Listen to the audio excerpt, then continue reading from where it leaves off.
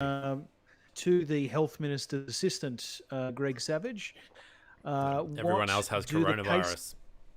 What do the case numbers tell you about the colour of the Hawkesbury River? Well, according to the samples that we're getting from the Hawkesbury River, very brown. Very brown. Yeah. So, you could almost say like Brisbane River brown, but not that bad. Yeah, wow. Wow. Because, wow. That's interesting. Yes, the Hawkesbury River, renowned for being green, has been turned brown by COVID. Yep. You heard it here first on the New South Wales COVID update. Absolutely. We need the Hawkesbury River. River in the studio. We need the Hawkesbury River to isolate immediately. Yeah. If it could do that. Yeah. I mean, it's been flowing freely for, who knows, millions of years, Greg. Yep. Damn. It's about time it isolated. Hey. Yeah. Oh, dear. Good times. Yeah. Let me hit the button. Let me hit the 14th millionth button for today. Ba-donka-donk, ba-donka-donk. Ba-donk. Hello, and welcome to The Pouch, the podcast equivalent of a blue-tongued lizard in a zoo exhibit that's so well camouflaged it makes you question the overall purpose of the display, that aims to take a not-so-serious look at the week in Australian news and politics. I'm Greg. I'm sure it's a good sign that I've started singing Hello Darkness, My Old Friend every time I head to the letterbox. Savage.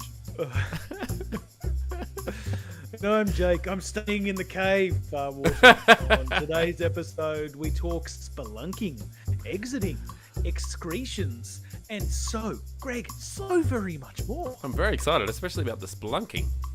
Yeah. You know what spelunking is? It's the best. It's the best, is it? Yeah. Okay. Spelunking the best. Yeah, you heard it. Yeah. You heard it here Better second. than all the rest. No, spelunking is traversing caves. Oh.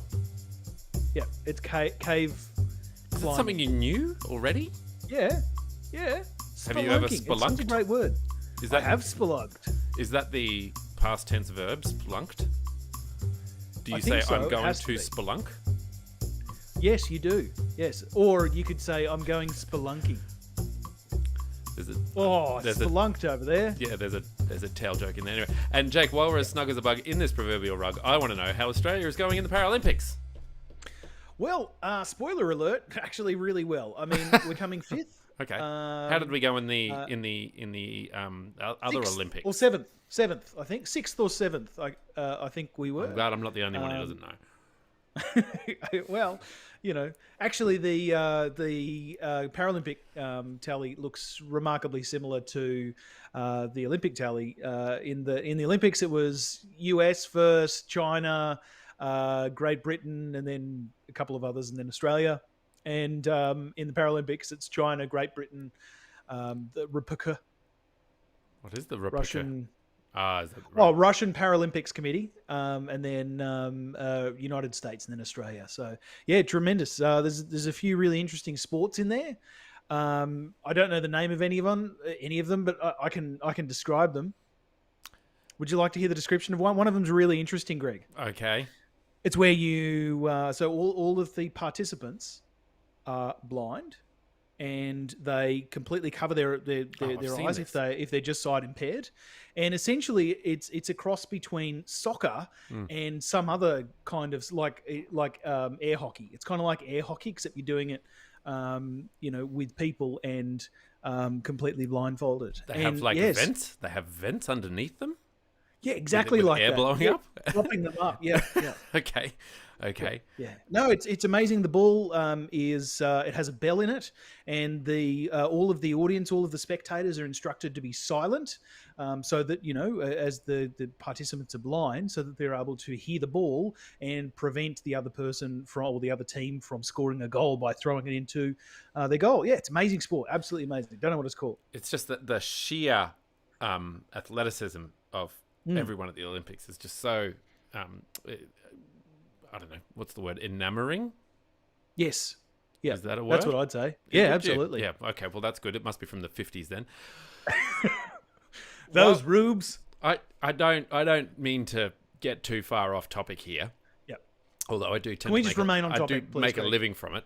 And I just want to talk about what on earth RPC is, because I got curious about it when it came up on our little chart there. Russian Paralympic Committee. Okay, right. And if a Russian, because they were banned. Yeah. Right? So if a Russian athlete wins a spot on the medals podium, Tchaikovsky's Piano Concerto No. 1 will be played instead of the country's national anthem. So because Russia is banned from competing at the 2020 Olympic and Paralympic Games after its athletes were caught doping, they competed under the banner of the Russian Olympic Committee. Yep. And were technically neutral athletes not representing any country. This is the weirdest thing I've ever read. If only it was about Australia and we could delve into this a bit deeper. But we can't. If only. Yes. No, we can't. Or if only Australia and Russia had some sort of connection or something. Who knows? Yeah, we don't. I'm sure we could figure it out. Yeah. Is there a tunnel or something? Do we have a tunnel from here to there? No, there's bugger all. Is there a gas pipeline from here to Russia? No, they've got gas pipelines all over, but they're too far away. Oh, okay. There's the second largest country by landmass on Earth, Greg. We're a lot slower than they are because they're always Russian.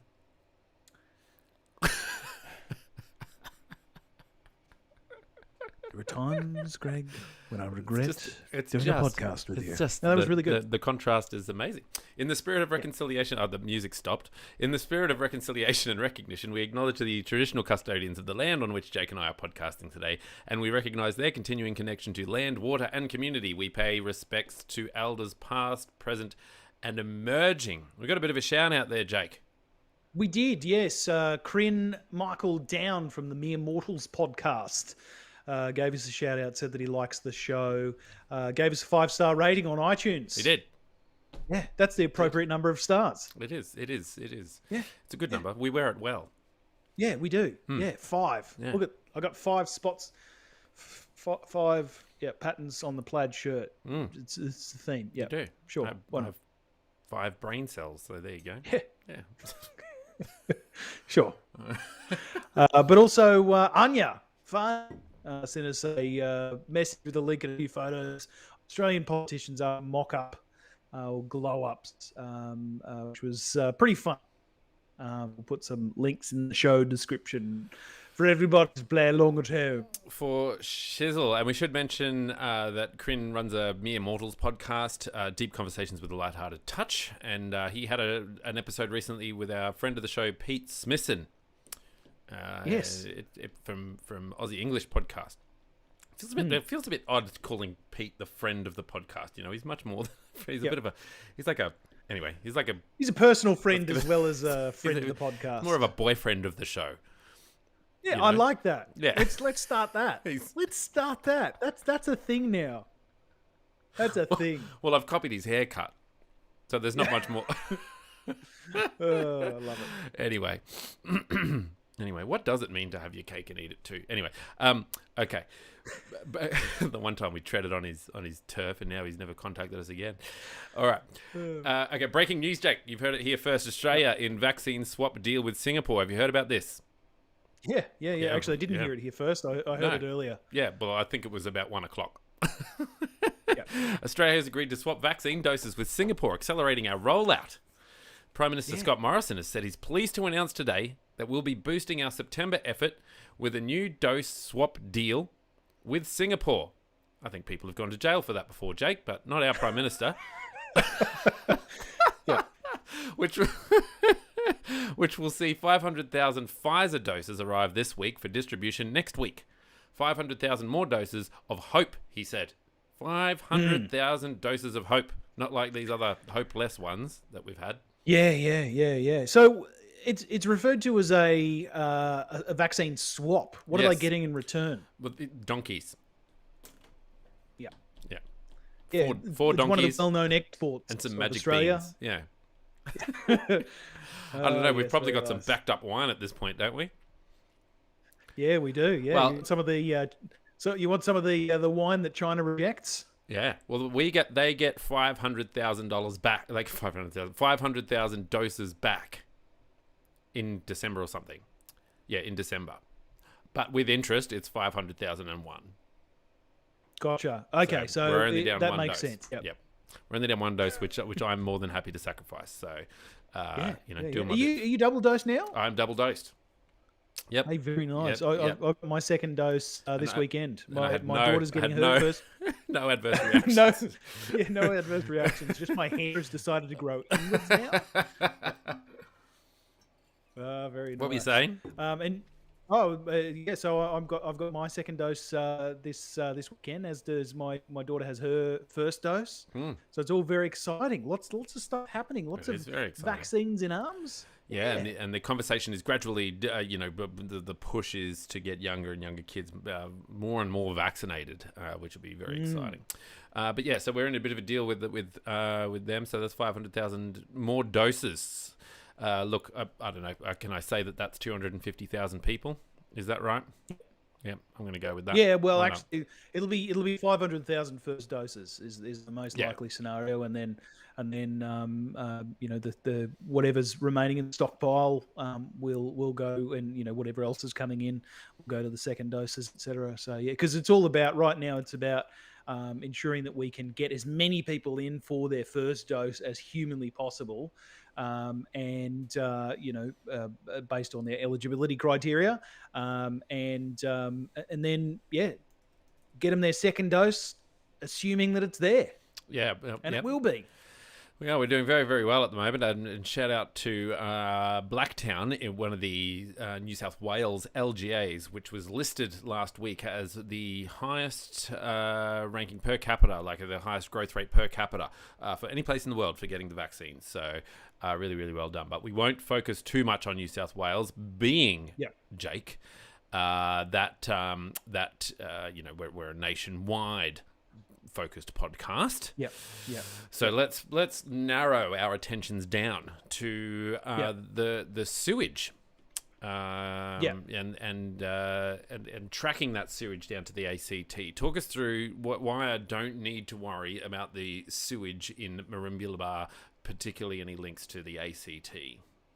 Yeah, it was very interesting. So late last week, the Chief Minister of Australia's Capital Territory, Andrew Barr, was blindsided at a conference, at a press conference, by claims that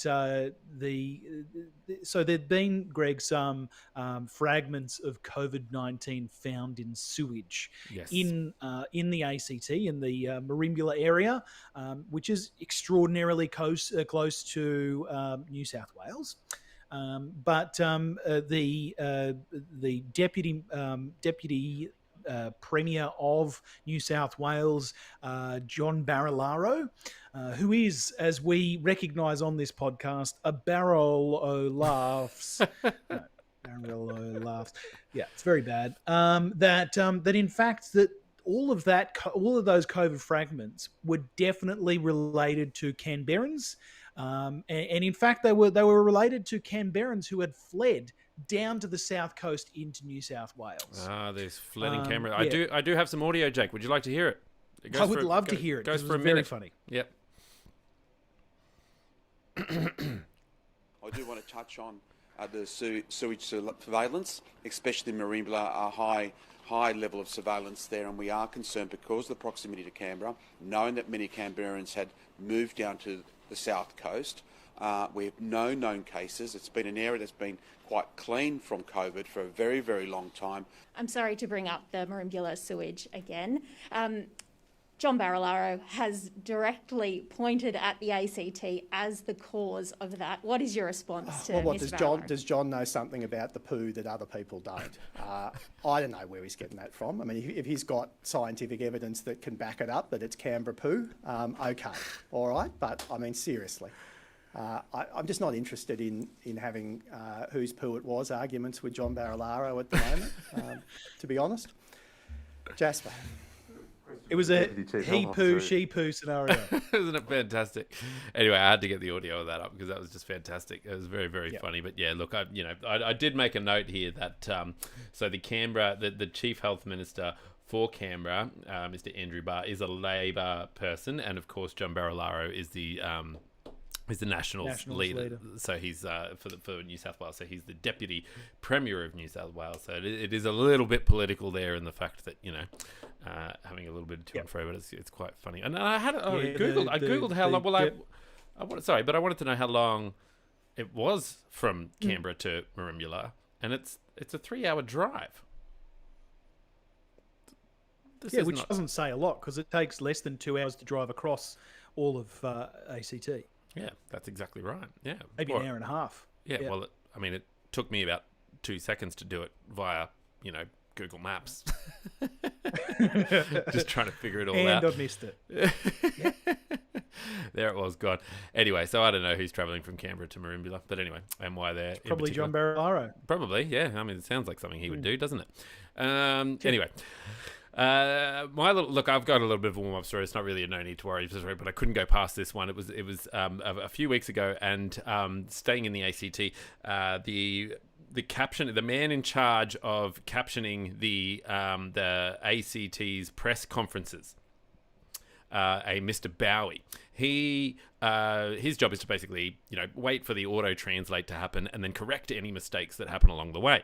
One of the mistakes that he missed, quote unquote, was when they said when the ACT chief minister wanted to say thank you to all Canberrans. It came up as Ken Burns, as in capital Ken, capital Behrens, and he didn't change it. So then all of a sudden, Ken Burns became the namesake for all Canberrans, and it led to some pretty funny outcomes. The ACT Health started the hashtag Ken Burns, and it said, take it from Ken Burns, you can attend your COVID-19 vaccination appointment during lockdown. Others included the Canberra Raiders NRL team changed their name on social media to Ken Burns Raiders. Merchandise including t-shirts reading "We are all Ken Burns" sprung up overnight. ACT policing posted the about Ken Burns compliances with restrictions, and even the check-in CBR app was across the latest territory-wide joke. So very, very funny stuff. Anyway, Ken Burns, so good on him. I don't know how much that's still going on. I don't get on the tweet face or whatever, so I haven't heard of it. But anyway, that's pretty funny. The tweet face, Graham. Yeah. It's a flash in a pan, Greg. Flash in a pan.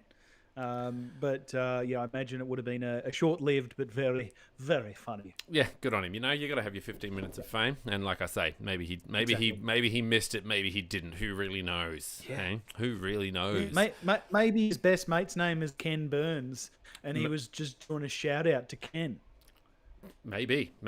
Who knows? Yeah. Who knows? It's a very auto cue prompter teletext kind of guy thing to do. Look, it is pretty funny watching the, it's a great pastime, isn't it? Watching the transcripts come up down the bottom and having them mess up, Why not?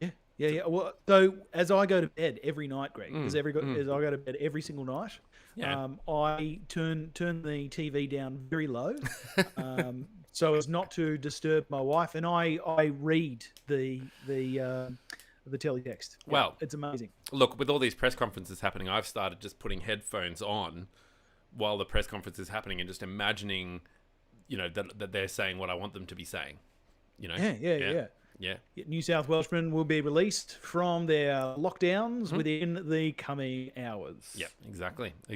Thanks. And then I just go outside and I get a big fine, and I'm like, hey, I'm just going to put my headphones on, officer. But bloody Barry said. I'm going to imagine you're giving me $5,000. Okay. Now, Jake, we know that the Prime Minister has said once, 2 jobs. Regrettably, he's got 2 jobs, right? Anyone who thinks that the Prime Minister has got 2 jobs is not worth the salt, right? But he did say at the beginning of the year that it wasn't a race, that this was not a race. Yep. And we clearly are now in race territory. And the Queensland Premier... Look, we agreed though that it's not a race. We are all Australian, okay? We can't call ourselves a race. We're Australian. Okay, stop there. That wasn't bad. Let's stop there. Now, this is a race. Queensland goes it alone to open 500-bed quarantine hub this year. Well, that's a little bit of a misleading title. It'll open with 500 beds. But anyway, take us through it, Jake. What's happening up there? What's happening up there in sunny Queensland? It's super exciting. I love that song. Do you? Oh, I think we're thinking of different songs. I was thinking of Satan's song that he sings while he's in hell. Yeah, from South Park, Bigger, Longer, Uncut. Yeah, that's it. So like the way you love that song as if it's just, you just put it on in the car on your way to work or something. Sing along, It might have been a lullaby to my daughter. Oh no! For many years. Abort mission. It was All great. right. She loved it. I loved it. It was the greatest. She didn't understand it. That's really good. Yeah. Oh dear. So look, it is good news. You know, the Prime Minister announced, very early on in the year that there were two main objectives that he had for the year. Obviously, lots of other objectives, as he's pointed out earlier this week. In rebuke to those on the other side of politics who were lambasting him for, not achieving those two things. But those two things were the vaccine rollout, to get the vaccine rollout right, and to get quarantine right. And unfortunately, the federal government has had, basically nothing to do with quarantine. Since the beginning of the pandemic, there was in the initial few stages, there was there was the Howard Springs, there was the use of offshore detention centres and other detention centres, other mining camps that were secured for the repatriation of citizens who were fleeing the countries in the early days of the pandemic. But really, there has been very little wading into the waters of quarantine for the federal government since that. So what the states have decided to do, because the states are the ones that effectively control the numbers of people that are allowed back into the country each week. Yeah. And we are repeatedly told that there are around 30,000 Australians who are waiting overseas trying to get back into the country. That number has remained largely static since the very beginning of the pandemic, largely because more and more people have decided that they would like to leave. So it's been roughly 30,000, pretty well statically since the beginning of the pandemic. Repatriation flights began. But so because essentially the state set the number of people that are allowed to come into the state through setting the number of quarantine spaces that are available, the premiers do cop quite a bit of criticism each and every week for not lifting that number.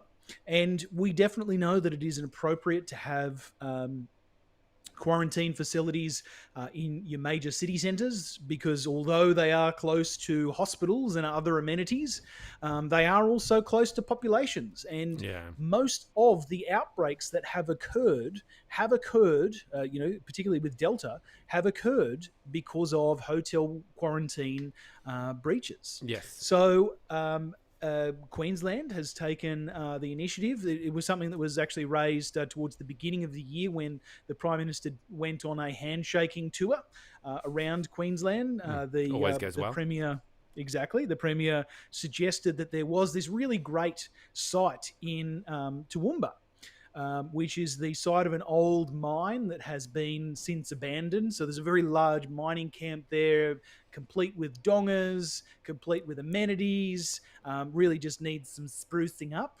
And it also, the Townsville is also home to a disused now, but a disused, very large international airport that is capable of receiving planes, large international air travel planes. Yeah, okay. So, so it's reasonably well set up, but there's a 500 bed facility, which is a quarantine hub that will be delivered later on this year. Very exciting. It is very exciting, it was a big announcement done, and I did a little bit of research, Jake, into the other quarantine facilities just to make sure that I had my head around that. A couple of interesting things. Obviously, we've got the Howard Springs one up in Northern Territory, which everybody knows and loves. But one thing that people might not know is that Victoria has one at the Mickelham, in a little area called Mickelham, which is known as the Mickelham Post-Entry Quarantine Facility. Well, at least it was before the government got their hands on it, right? Now, that was used by the Federal Agricultural Department to quarantine animals, including cats, dogs, horses, birds, and bees. The site is about 30 kilometres north of Melbourne Airport and 45 kilometres north of the CBD. All pet dogs and cats that arrive in Australia from specified countries currently quarantine in Mickelham for a minimum of 10 days. The land spans 144 hectares and currently includes 400 climate-controlled dog pens and 240 cat pens. How do they control the bees? Well, I was looking into that, but they didn't really talk about it. I mean, I don't know how they missed that in the story. That was the fascinating bit to me, was how do you get bees off a plane into quarantine? Yeah. What happens when the bees break quarantine? Get in your cell, bees. I mean, if we can't get... Then there's just a bee in there doing chin-ups furiously, one on the bench press, another one jogging around, and they're just sort of voluntarily staying in their cell with these massive gaps in the bars. They could easily fly out at any point, but really, they just choose to stay in there. Nobody knows. Anyway. I guess the point is, Mickelham's, what is it? It's 45 kilometres from the CBD, so at least no one's going to get bee disease. Or maybe they will. Bees. Who knows? Anyway, I don't know what bees carry. I don't know bees are saying. Who's importing bees? There's Latin black spot. That's not a thing. How do you know? Well, because I don't. There's fluffy nupper nest. Well, no, I like floppy. Well. Yeah, really floppy, otherwise known as Flups's disease. Yeah. And now these are federally funded ones, right? So, and Queensland actually has a federally funded one in Pinkenba as well, with work to begin in October. Now, the Queensland government also put in a proposal for the federal government to fund the Toowoomba one. However, I have a link, Jake, if you won't believe it, to the actual PDF of the, and this is not a joke one, I don't know, I should have probably organised a joke one, but anyway, I didn't. This is the actual letter from the Prime Minister saying why they didn't federally fund the facility. Yeah. And it says basically, Dear Anastasia Palaszczuk, we think you're really great, but you've been a bit of a jerk to us recently in the news. Yeah. We felt it was inappropriate when you pointed out that our flies were down when they weren't down. And then when we looked, you made a gesture as if to flick our nose. And we felt that was inappropriate, churlish, and you made us feel like little rubes. Yeah. We didn't appreciate it, therefore we have not funded this, but we have funded car parks at a bunch of marginal seats. That's right. Also, you made us look bad with the Tokyo trip because it was highly successful. Yeah. And we really wanted to not like you on that. No, the reasons were within approximately 1 hour, the facility needed to be approximately 1 hour's vehicle transport to a tertiary hospital, otherwise known as a principal referral hospital, which it was not. Yep. It needed to be within reasonable proximity to an international airport, taking regularly scheduled international commercial passenger flights, which it was not. And it needed to be Commonwealth owned to provide an enduring asset to support increased resilience capability, which it was not. The interesting part here is that Anastasia Palaszczuk said that she put in that request for the facility in January, and this letter, Jake, I kid you not, is dated 24th of June, 2021. Yep. So, you're looking at 6 months down the track after the initial one, and Anastasia was saying we could have had it built by now. Could be happening. And to much fanfare, Jake, she announced that she was... that Anastasia Palaszczuk was going to be building this facility. Not only that, but there was a bulldozer in the background while she was doing the press conference to say, look, it's happening right now, It's like Jeff's ready. He's good to go. Jeff's doing it by himself. He's got the keys. He's got the IKEA kit and the Allen keys. He's ready to go. Actually, I think there might be a market for that, Jake. An IKEA kit? Yeah, an IKEA kit quarantine facility. I love it. Well, look, and they're going to open up at 500 beds. So call them kit homes. Yeah, why not? Why not? Yeah. We can house bees in there when the pandemic ends. Yep. Yeah. Just to see what it's like. They don't fly through the bars. Yeah. Very orderly. And we'll be like, you should not have given us these bees. We are not qualified at all. There's bees everywhere. Yeah. I want to know how many bees have ever escaped quarantine. Quarantine? Yeah. Anyway, I mean, if human beings would do it, surely bees are right on it. See beekeepers running after them furiously. I know, yeah. Come back, Gladys. Gladys the bee? Yeah, why not? Gladys is a total bee name. Okay.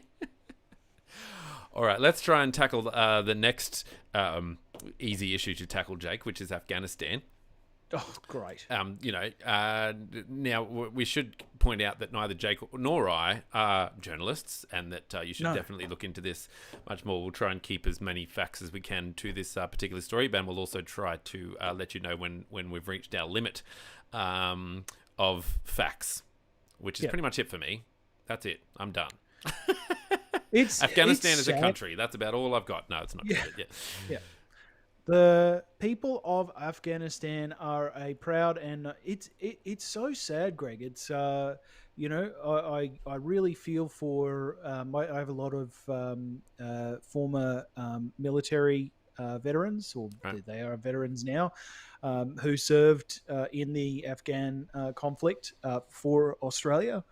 And there is a lot of emotion there. They worked with a lot of people over there in very fraught times, in very fraught situations, and a lot of those people are going to be unable to get out of the country because of a lack of leadership on the part of the Afghan leadership. A lack of leadership from the American president in terms of an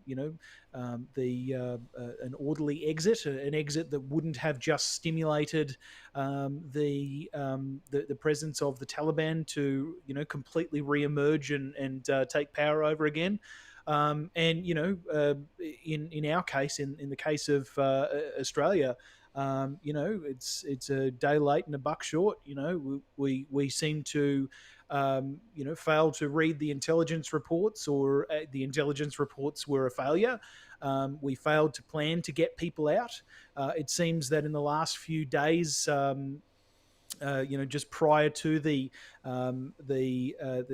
collapse of the Afghani government, that Australia was scrambling to get those people who had worked alongside Australian service people, Australians who had visas, and Australian citizens out of the country in the most haphazard way possible, in the most dangerous way possible.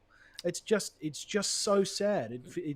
It's such a waste. 20 years spent in a country trying to get them and their infrastructure up to scratch so that they could lead normal and productive lives in a democratic society, and it's collapsed in basically a week. Yeah, it's absolutely been horrific to watch on the news. Alongside everything else, this has just been horrific to watch, and a lot of people are struggling to get their heads around what's happening and what they can do and all that sort of stuff. And we'll get to that in a second. I've got an article here, which is 7 steps we can take towards helping Afghanistan now, and I'll get to that. But I'm trying to find some really up-to-date information about what's happening at the moment. I found an article called "Residual Trauma on Afghan Refugees Fleeing Taliban Will Be Among Highest Levels Australia Has Resettled." Now, this is from today, 8 o'clock this morning, so hopefully not too much has changed. The Australian government's newly appointed advisor on resettling Afghan nationals has predicted the residual trauma among those fleeing Taliban-controlled Afghanistan will be among the highest levels of any group we've ever resettled. Paris Aristotle, the co-chair of an advisory panel, announced on Monday... What a great name, by the way. It's a great name. Very strong name. Also, the co-chair of an advisory panel announced on Monday also said he welcomed signals from the government that it was open to taking more than the 3,000 Afghan nationals it initially pledged to accommodate by June next year. Now, that was one of the first initial announcements that Scott Morrison made, was to say that he'd committed to 3,000 refugees, which when we look at the comparison to other countries wasn't very much. However, he has referred to that number as not being the ceiling, as that's just what they've committed to at the moment, and they're very flexible on that as the situation unfolds. At the moment, Australia takes in 13,750 humanitarian visas each year. That number was cut from 18,750 in last year's budget. Prime Minister Scott Morrison has said there's room in that cap, so it will be used. So that $3,000 is not an additional that 3,000 number is not an additional 3,000 refugees on top of the 13,750. It's sort of just shuffling around where we might have taken refugees from, but due to the COVID situation and due to the lack of intake that we've already got from non-refugees, there's some wiggle room in that. So he has said that COVID has meant that the process of running our refugee and humanitarian program, like all of our visa systems, has been running at lower levels, and that it includes the addition that Afghans on temporary visas can remain here indefinitely. And I saw an article which said that there were 4,300 Afghans on temporary protection visas in Australia already. So they are allowed to stay here indefinitely. Obviously, without knowing there will invariably be a cap put on that. There'll also be, and that's partly because of the brutal way that Australia deals with refugees, particularly those who come via boat. But there is this is a humanitarian crisis, and what the world needs during a humanitarian crisis is appropriate funding for the UNHCR, the Human Rights Council process that enables people to nominate as refugees and then be placed in a refugee program, aligned to one of the few hundred countries that subscribe to the UNHCR process. It's not really highly available in Afghanistan at the moment because the infrastructure has just been crushed by the militants in the ISIS-K network, as well as other terrorist groups that have popped up in the wake of the void that has effectively been left by the international, the coalition of the willing. Yeah, we did. So it's just really sad. We did. And you mentioned before that we were over there for 20 years. We lost 41 Australian soldiers, with more than 26,000 Australian soldiers serving in Afghanistan between 2001 and 2014. For them and their families, this was a time of joy, grief and pride and loss. In more than a decade of operations, 41 Australian Army soldiers died in Afghanistan. And we know that no Australian soldiers have been lost in those recent attacks either by ISIS, ISIS-K. I don't know what the K is. I didn't know that there was a K. Anyway, and ISIS-K is a new. I can't recall the name of the province that the K refers to, but it's a province within Afghanistan. Maybe Kandahar. I can't recall which. All right. Well, all right. Like I said, we'll try not to guess. But one of the things that sort of it keeps cropping up in my head as I'm watching the news, as I'm getting these news alerts throughout the day and all that sort of stuff. We're trying to deal with our own pandemic. We're trying to deal with our own sort of how would you say, magnified issues here in Australia, and this has certainly put them into perspective. But what can you do? So the Refugee Council of Australia released an article called "The 7 Steps Australian Government Should Take Right Now in Afghanistan," and it includes a couple of things that your average sort of Australian can do. Number one, the Prime Minister and the government should do everything possible to evacuate people at grave risk within Afghanistan, and we can see that happening already. They've already done some pretty neat little missions where they've gone in to get people basically off the streets and all that sort of thing, rather than getting to the airport, because getting to the airport's no good at the moment, to put it mildly. Our government should also urge governments in the region to keep borders open for people trying to flee persecution in Afghanistan, particularly Pakistan and Iran. Number 3, additional refugee resettlement places for Afghan refugees are needed immediately in Australia, as the Australian government did in 2015 with 12,000 additional places for Syrian and Iraqi refugees. Canada has already announced its commitment to 20,000 additional places for Afghan refugees. And here I might mention again that Scott Morrison did say it's a floor, not a ceiling, that 3,000 initially. Number 4, Australian aid to the region needs to increase as soon as possible to assist people who have been displaced across borders, and wherever possible support organisations still offering assistance within Afghanistan. Number 5, temporary visas of all Afghan citizens in Australia need to be extended. Now, that might be, you might think, well, that's already happened, but my understanding, and again, might be the limit of my knowledge, is that it doesn't apply to people who came here by boat, but maybe they don't It have absolutely doesn't. Yeah. But maybe they don't they wouldn't have a temporary visa anyway. I don't know. No, they don't have a temporary protection visa. They're dealt with via our offshore processing regulation. Okay. Permanent protection is needed for the 4,300 Afghans on temporary protection visas, recognising that members of this group are unlikely to be able to return in safety for many years to come. Yes, that's putting it mildly, and need assurance that they can continue to live in Australia without constant fear of forced return. And the last one is that Afghan Australians also need assistance, including people with temporary and permanent protection visas with urgent family reunion applications for relatives who are at particular risk. And there's also a couple of links to where you can donate to as an individual in Australia as well. So, obviously a lot of those things are that particular article focuses on what the government can do.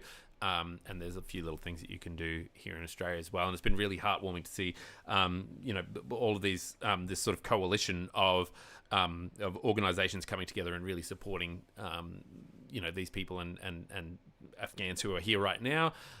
Schools are doing a lot to support students who are being affected by that, by the situation over there. It's absolutely horrific. And we can see that, you can see that what was initially referred to as Taliban 2.0 won't really come to fruition, that's my prediction anyway, without knowing too much about the situation. But yeah, well, I mean, I know a bit about it. I wouldn't consider myself an expert, Jake, No, it's look, there's no more really to say on it. It's just such a sad situation. I know that there are, lots of Afghanis in Australia, and our hearts go out to them. Our hearts and minds go out to them, and our veterans as well. Our thoughts are with you. If you are having strong thoughts and you need help, make sure you reach out to the appropriate service. Lifeline and other services are available to help. So please reach out. Absolutely. All right, Jake. Well, let's lighthearten it a little bit for our last story for tonight, which is a fantastic story. Love this story. Read the headline, Greg. Read the headline. Well, I can't swear, Jake. You put 14 swear words in there. I'll try and read over them. It's time to get out of the cave, people. I quite like. This was quite funny because look, I like the fact that Scott Morrison actually showed himself having a little bit of a sense of humor about things. Obviously, he was going to get torn to shreds no matter what he said, so it didn't really matter. But at least he sort of bit the bullet and came up with a bit of a joke. And tell us about it, Jake. Who lives in the cave and who doesn't live in the cave? Well, it's quite interesting that you say that he can take a joke. I do wonder whether this was Prime Minister Scott Morrison has remarked a number of times that when he's struggling to understand an issue, it takes a conversation with his wife and daughters, Jenny and the girls, as he refers to them, to essentially explain an issue to him or explain the nuance of an issue to him. So I do like to. Fantasize that this is the way that the girls pitch to their dad, Prime Minister Scott Morrison, of how they would approach it with the Australian people. I think all of our public policies should be made with movie metaphors in mind. Yeah, definitely. I agree. Yeah. But it's another classic one, is it? The first classic one was the bus. Yeah, you got to get on the bus. You got to get on the bus. Not everyone has to get on the bus for the bus to leave the station. But the bus will go. But the bus is going to go. Yeah. Whether you're on it or not. So, yes, the Prime Minister has made an analogy about Australia, quote, staying in the cave forever unless we properly prepare the healthcare system for the eventual ease of restrictions when the country reaches a 70 to 80% vaccination rate. And, of course, nothing says that I've got my pulse on the wrist of the nation like an analogy from the 2013 DreamWorks movie, The Croods, quote, we're seeing our public health systems stand up very strongly, and I would envisage that in the time that we have between now and when we reach those targets, that there will have to be the opportunity to reinforce those plans because we have to deal with it. Quote, otherwise we stay in the cave forever and it's not a sustainable solution. Quote, we've just got to remain focused on getting to 70 to 80% vaccinated because, as I say, it's a deal with the Australian people. They're the ones, 7 and 8 out of 10 Australians would have made it very clear that they want to move forward. Now, he went on to say that it's kind of like the 2013 DreamWorks movie, The Croods, where the young girl, the daughter, Eek, wanted to leave the cave and wanted to get out into the wider world. And in fact, circumstances conspired against them because their cave was destroyed and they were forced to move out of the cave. And, essentially, Scott Morrison, our Prime Minister, used this analogy to say, look, we've got to get out into the cave. We can't be stuck in the mud, sitting back there, listening to all the old people about, their position on a particular issue. We have to listen to the young person, and we have to get out into the wide open. It is, of course, very interesting that he did use that analogy because it can be used in a number of different circumstances and ones that wouldn't be favourable towards him. For example, climate change. For example, moving to more renewable energy. For example, moving away from fossil fuel energy. But this is what I find so funny. I find it funny that the people who, there was this whole thing about, he's offended Western Australians and he's offended Queenslanders by referring to them as cave people. And I'm like, that's not how metaphors or examples work. There's always a limit to how far the example can go because it doesn't reflect the exact reality. But it certainly paints the picture of so I'm just like, no one got offended. 0 people would have been like, he's calling us cave people. Like no one did that. No one is silly enough to do that, right? I mean, it's anyway, just to explain it to anyone who's not up to date with what we're talking about. This basically means... It is probably worth saying that Anthony Albanese did suggest that people did find it offensive. That's right, but Anthony Albanese is going to do that. Is going to do that, isn't he? Like, anyway, he is going to do that. What else did he have? And this is what I mean. Like, it's such a cheap shot. I mean, to sort of say, oh, well, we've got this line now that he called, he called Western Australia's cave people, which he didn't, right? Okay, now I'm a big fan of The Matrix, and so naturally, when I was younger, I delved deep into the philosophy of The Matrix, and you stumble across the allegory of the cave, which is Plato's cave. So this is the Plato's cave. So this is whoever, right? Plato, right? My understanding is that Plato never existed. That the Plato didn't, but Plato did, right? Now, so again, it's an allegory, right? It's a story, and the people who are living in the cave in this particular situation, it's the darkness, it's the shrouding. It's not saying that you literally live in a cave. Anyone who's that silly is just a nincompoop, Jake. They're a literal nincompoop, and anyway. So the people who live in the cave at the moment believe that they can live in a COVID-0 world. And, we know that Berejiklian is proving that you absolutely can't if you mess up lockdown, And so, but eventually you are going to have to do that. And I was listening to an interview with a character from 6PR, which is a West Australian News thing over the weekend. And he said that, for the most part, Western Australians have an energy about them that they are quite happy to keep the border closed. Right? But you have to take into account the impact that this has on families who are being divided by the border closures, businesses who are being divided by those border closures, travellers, tourism, the impact that it has on international tourists, like all these other things that your average person isn't going to take into account. So yes, it's all very well to say that majority of Western Australians are happy to live this way, but that, in my view, that kind of means that they are happy to live in that metaphorical cave, because unless you open up, you risk having coronavirus in there, and you risk people getting sick, and you risk people dying, but you're going to risk that either way, So eventually, at some point, that it's going to have to turn. It turned way too fast in New South Wales, in my opinion. But we're sort of between a rock and a hard place at the moment. We don't have much of a choice. you know, Western Australia still do have a choice, but eventually, you know, people are going to start coming in, and coronavirus is going to have to be a part of your day-to-day existence. And unless you've got a plan for that, people are going to wake up to that. And unless you've got a plan for that, you know, people are going to be a bit like, well, you know, we probably should have a bit of a plan to get out of that, you know. But anyway, it was a great metaphor. I thought it was wonderfully executed, and he had a bit of a laugh, and then everyone took it literally, which is, you know, it's a sign of the times, isn't it? It is super interesting, the choice of movies that was used. You know, is that the last movie that Scott Morrison watched? Is it the first movie that Scott Morrison watched? It might be the first one he understood. DreamWorks. Is it the last DreamWorks?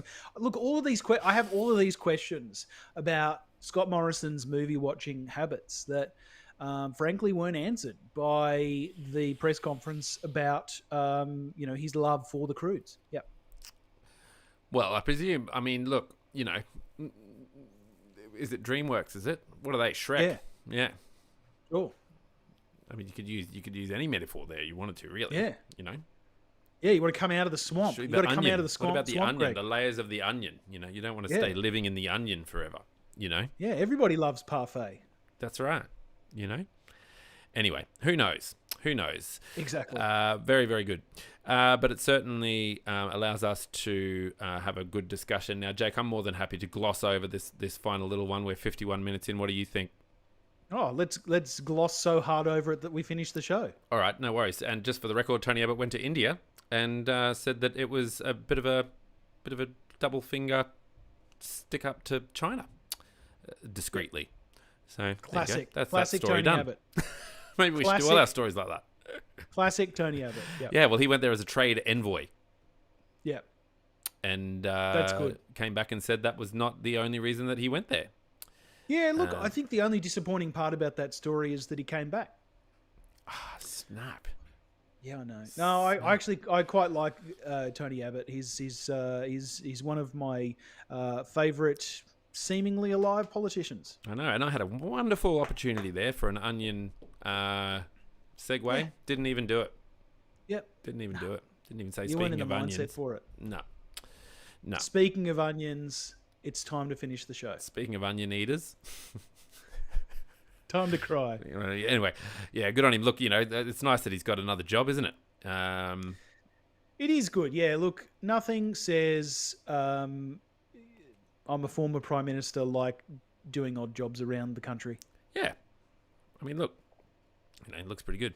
Anyway, good on him. Oh, you got some questions in the chat there, Greg. Yeah, look, apparently my hair has come up a little bit. We tried not to talk about it too much, you know, because I don't want to be reduced to my looks, Jake. You know, I'm more than just the way that I look. Okay, yeah. So you know, you're more than just this body. Look, I'm referring to it as the indefinite lockdown locks. Yep.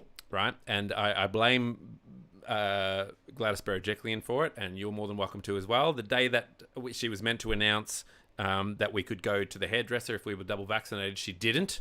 It might have had something to do with the 1,300 cases that were announced on that same day, but she did announce picnics, right?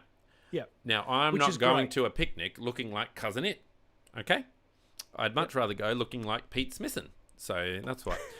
And it was either and ah about which sort of style. Yeah. Or just do it. My wife was going to try and emulate, and no doubt she would have done it very, very well. Or we just went, you know what? This is a great opportunity to just shave it all off, start fresh. School's not going back until October 25th, so you know why not? We can just sort of have it grow back gradually, and it's growing back all right. You know, it's growing back all right. Do I regret it? Yes, I do, ladies and gentlemen. Absolutely. Oh. However, you can't live with regret. You know, you've just got to plow through it. You've just got to own. You can wallow in it though, Greg, and you can let it fester. Yeah. Fester into just, you know, awful emotions of hate and derision and, you know, bad hairstyles. I probably wouldn't say that I hate. I don't regret shaving my head. I regret going this low, but it'll grow back very quickly. I would say by the next show, I'll be starting to look more and more like Jake. you know. Italian. As time goes on. Yeah, Congratulations. Yeah. I'll get the tan, and I'll get the accent, and I get the... That's where it starts. The hair. But anyway, no, it'll grow back very quickly, and I'm not too fussed about it at the moment. It's great to wake up and not have to worry about it. You know, because when you're in lockdown, you're just like, you know, do I use product? If I don't use product, I just look terrible. If I look terrible, what am I going to do about the Zoom situation? If I use hair product, I have to have a shower at the end of the day. Like, I have to get it out so it doesn't end up on my pillow. You know, at least this way, I don't have to shower for weeks and no one knows. You know? One thing I would say about you, Greg, with your more hirsute appearance is, you look more serious. And it's also great. You know, the way that you gesticulate is so pronounced, and the way that you move around your microphone. I reckon you've got a second wind as a rapper. I reckon you could do this while you're off. Don't start. Yeah. Look, well, Kanye West just released a new album, right? To not a lot of fanfare. So there's a market, right? There's a market for a half decent rapper out there now, and just take Kanye's name because he's changed it. He's going to become Ye. You can become Kanye. I don't think he's really changing it, is he? Yeah, he's legally changing his name to Ye. Oh well, I'll definitely take Kanye. Definitely, Kanye Savage. Yeah, actually, that sounds really good. I think people will just think I'm a rapper. Yeah, I think what Kanye is trying to do is to take advantage of that medieval thing that the town crier used to say, "Hear ye, hear ye." Oh, he's just trying to bring that back. I just think that's where he's going. Fair enough.